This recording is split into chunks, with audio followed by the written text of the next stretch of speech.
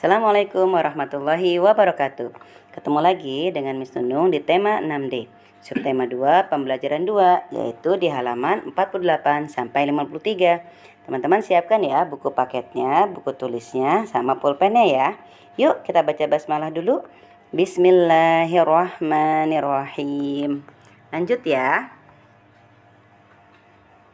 Oke, sudah siap? Nah, kita tentang masih globalisasi ya. Jadi, pengaruh globalisasi di dunia terus-menerus akhirnya menumbuhkan inovasi di berbagai bidang dan mempermudah pekerjaan manusia. Salah satu manfaat globalisasi di bidang ekonomi yang paling menonjol adalah semakin terbukanya pasar internasional. Hal ini menyebabkan terbukanya peluang kerja, peluang usaha yang semakin lebar, dan meningkatnya sumber pendapatan suatu negara. Nah, salah satu manfaat globalisasi di bidang ekonomi adalah kemudahan dalam kegiatan ekspor dan impor. Kegiatan ekspor dapat mengenalkan produk suatu negara ke dunia internasional. Nah, untuk lebih lengkapnya, kalian bisa baca teks tentang potensi industri dalam negeri tembus benua Eropa. Kalau sudah, nanti di halaman 49 ya. Kalau sudah kalian baca di halaman 49-nya, lalu jawab pertanyaan pada halaman 50. Pertanyaannya mudah kok, hanya 5 soal saja. Ya, jadi pertanyaannya dijawab juga agar kalian mengerti apa isi bacaan dari teks potensi industri dalam negeri tembus benua Eropa di halaman 49. Oke, kita lanjut ya. Nah, salah satunya adalah tentang potensi. Apa ya itu potensi ya? Yuk coba kita lihat ya. Salah satu tadi penyebab keragaman kegiatan ekonomi adalah semangat kerja keras dan potensi diri yang dimiliki oleh para pelaku ekonomi.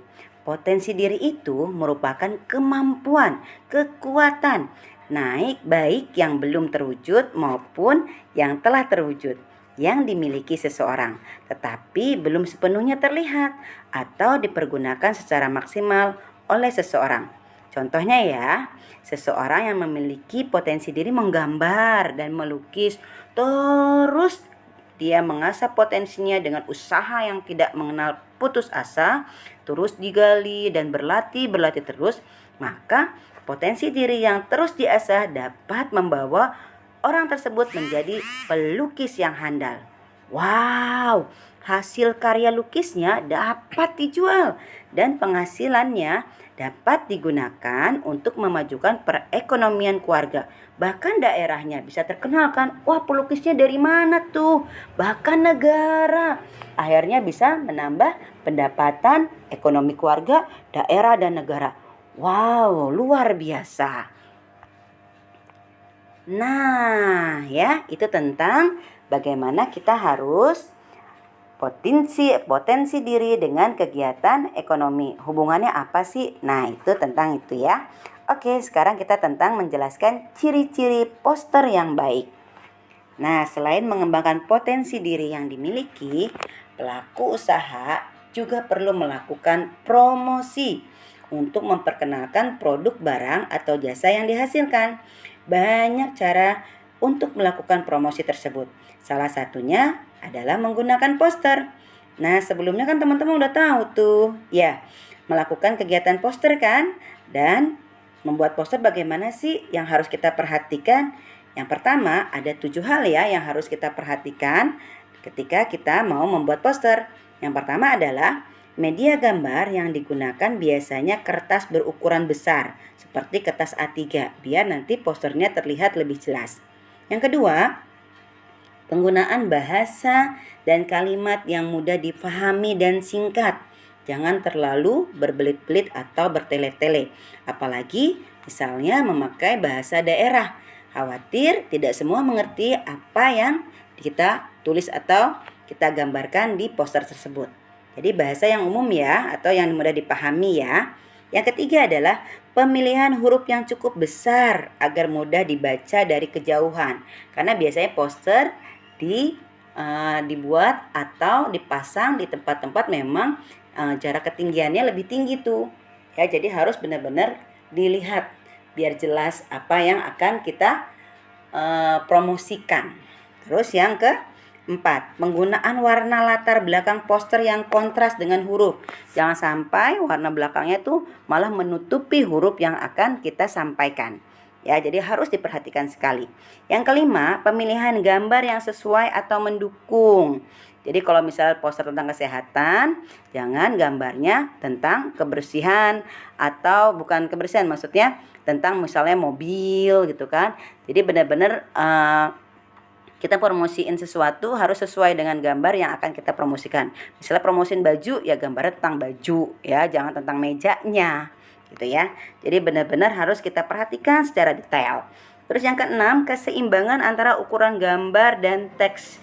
Jadi jangan sampai gambarnya terlalu besar, teksnya kecil atau sebaliknya. Jadi harus ada keseimbangan antara gambar ya dan teksnya. Terus yang ketujuh juga jangan kita lupakan, yaitu penempatan dan penyusunan teks dan gambar yang tepat sehingga tidak saling bertumpuk. Nah, kalau sudah kita perhatikan dari 7 poin tersebut, maka posternya akan tampil secara menarik sehingga orang yang melihat sekali saja langsung bisa tertarik terhadap barang atau jasa yang kita promosikan. Oke, teman-teman? Lanjut ya. Nah, udah deh ya. Nah, ini kata-kata motivasi ya. Jadi tadinya I can do it, dicoret tuh ya. Tanda koma di atas dengan T-nya tapi menjadi I can do it. Jadi artinya apa? Saya dapat melakukan hal tersebut. Ya, harus memotivasi diri. Sama, untuk mengembangkan potensi diri kita harus juga apa? Afirmasinya atau menguatkan, menyemangatkan diri kita bahwa kita mampu untuk melakukan hal tersebut. Nah, teman-teman juga Miss yakin banget teman-teman bisa mengerjakan ayo merangkum halaman 52 dan ayo berlatih halaman 53. Jangan lupa ya tulis basmalah dan hari tanggal. Siap? Biar tahu juga Missnya kapan kalian mengerjakan ayo merangkum dan ayo berlatihnya. Oke teman-teman? Oke deh, terima kasih teman-teman. Pembelajaran hari ini sudah selesai. Selalu optimis dan terus semangat ya. Jangan lupa doakan selalu juga orang tua kalian. Ya, biar berkah semua hidupnya. Yuk kita tutup saja dengan membaca hamdalah bersama-sama. Alhamdulillahirabbil alamin. Barakallahu fikum. Assalamualaikum warahmatullahi wabarakatuh.